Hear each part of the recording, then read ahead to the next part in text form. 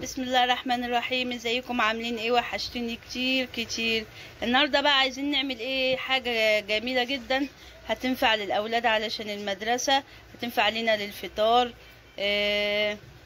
حاجه سريعه، يعني لو انتي ما عندكيش منها في البيت ممكن تحضريها وانتي يعني في وقت قياسي جدا، يعني ممكن مده اقصاها ساعه، هتبقى سريعة ونعملها مع بعض على طول ان شاء الله. الحاجة بتاعتنا بقى هي عبارة عن عيش شامي. يلا بقى نبدأ مع بعض. احنا هنشتغل على كيلو دقيق. معانا كيلو دقيق، هنحط ربع كوباية زيت. طبعا هنقلب السوائل مع بعضها الاول. كوباية مية، هنضيف كوبايتين مية.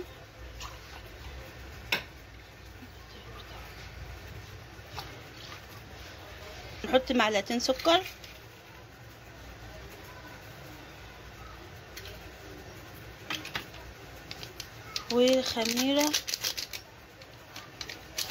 وخميرة فورية.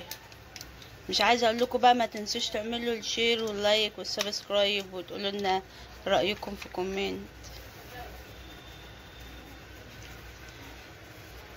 هنحط ربع معلقه ملح. الملح هنضيفه على الدقيق.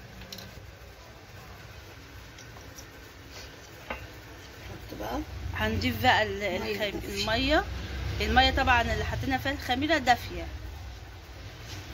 هنضيفها على الدقيق. هنضيف الميه اللي هي الخميره على الدقيق ونقلبها كويس. عايزين نخليها تتعجن، ان هي ما يبقاش فيها اي تكتلات. طبعا هنحتاج ميه تاني.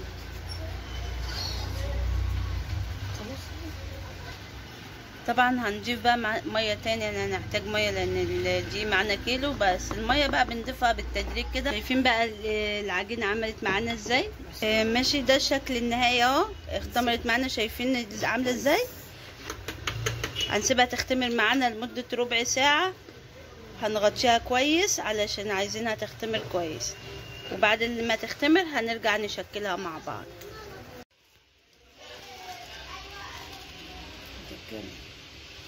كده بقى شكل العجينه معانا ما اختمرت. شايفين ما شاء الله اختمرت اهي. لو لاحظنا ان هي حجمها ايه ضعف يعني. دلوقتي بقى هنعمل ايه؟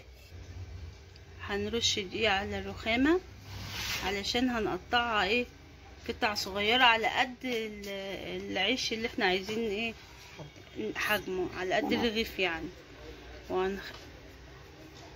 ونعمل حساب الخميره.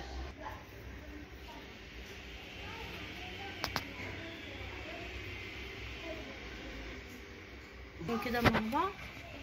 ده الحجم اللي مطلوب مننا.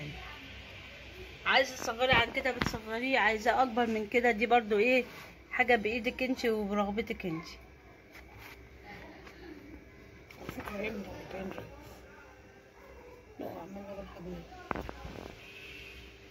هنقطع بقى كل العجينه معانا هنا كده وهنغطيها علشان ما تنشفش وتشقق معانا.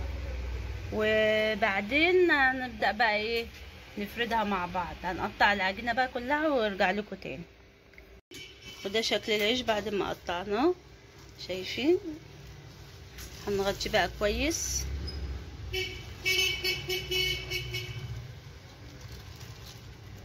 هنغطيه كويس علشان الهواء، وهنسيبه يرتاح حوالي 5 دقايق كده، حاجة بسيطة يعني. وهنيجي بقى بعدين نفرده تاني مع بعض. بقى هنبدأ ايه نفردها.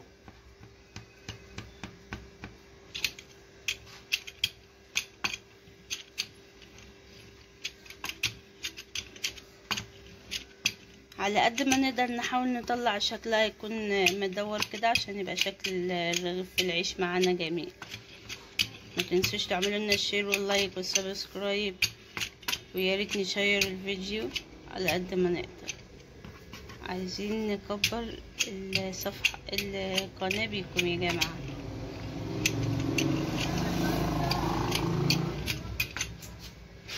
كده ده الشكل ايه. بعد ما وسعنا يعني كل اللي علينا ان احنا هناخده هنحطه على جنب علشان ايه نشتغل في اللي بعده. هنوريكم كمان واحد كمان.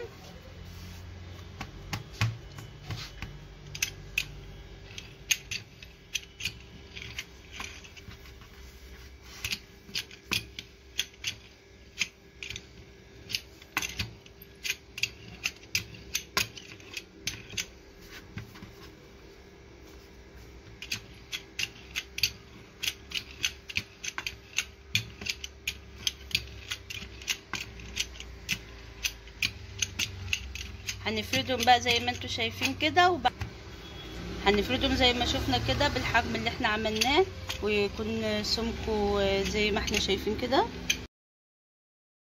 بعدين هنسيبه يختمر حوالي 10 دقايق وبعدين نسويه. احنا هنفردهم بقى كلهم ونرجع لكم بقى على التسويه. ده شكلهم بعد ما فردناهم ما شاء الله. شايفين الكيلو دي عمل معانا قد ايه؟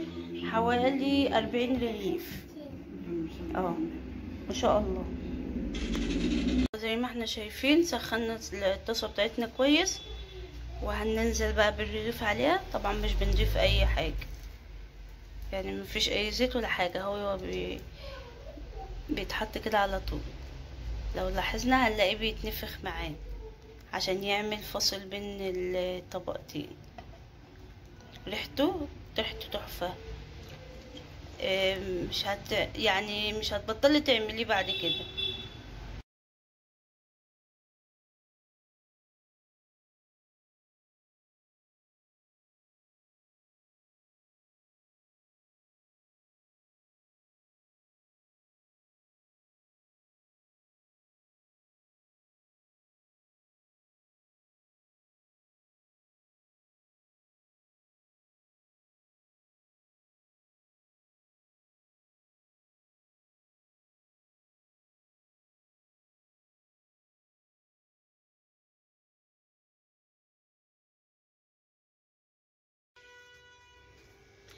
ده بقى شكل النهائي للعيش. شايفين جميل ما شاء الله. عملنا كمية كبيرة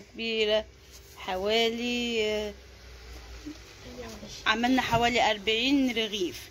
شايفين طري ازاي؟ شايفين بيتفتح ازاي للسندوتشات. جميل. ريحته خطيرة ما شاء الله. عملنا كمية كبيرة جدا يعني ما شاء الله. بالكيلو دقيق بس عملنا حوالي 40 رغيف عيش شامي للسندوتشات. حاجة مضمونة عاملاها بإيدك. كلنا بنحبها بصراحة. ما تنسوش بقى تعملوا لنا الشير واللايك والسبسكرايب، وتقولوا لنا رأيكم في كومنت. يلا مع السلامة.